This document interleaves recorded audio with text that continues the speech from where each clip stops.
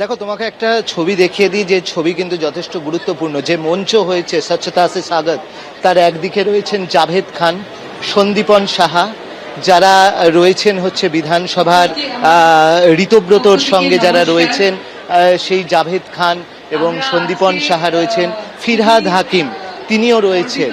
তো তারা কিন্তু রয়েছেন স্টেজে।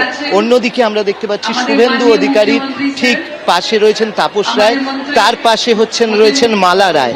মালা রায় যারা সাংসদ হিসেবে গতকাল এনসিপিআইতে যোগ দেওয়ার কথা ঘোষণা করেছেন, এবং তারা কিন্তু এই মুহূর্তে মঞ্চে রয়েছেন।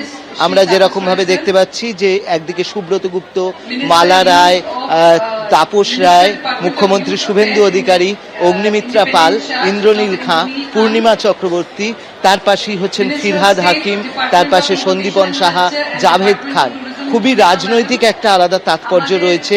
তার কারণ যারা ঋতব্রত বন্দ্যোপাধ্যায়কে এলওপি হিসেবে স্বীকৃতি দিয়েছেন বা তার সঙ্গে যোগাযোগ রয়েছেন, তারা মঞ্চে রয়েছেন। এছাড়া এনসিপিআইতে যোগ দিয়েছেন সাংসদ মালা রায়, তিনি ওপরে রয়েছেন এবং এরা একদম সামনেই রয়েছেন।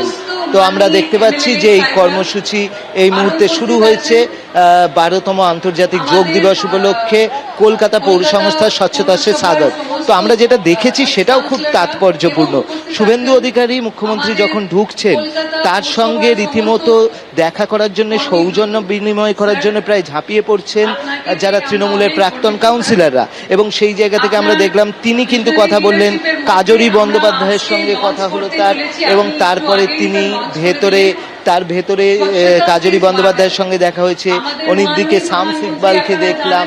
এখানে বেশিরভাগ তৃণমূলের প্রাক্তন কাউন্সিলর তারা কিন্তু উপস্থিত রয়েছেন, এবং প্রাক্তন মেয়র তথা বিধায়ক ফিরহাদ হাকিমও উপস্থিত রয়েছে।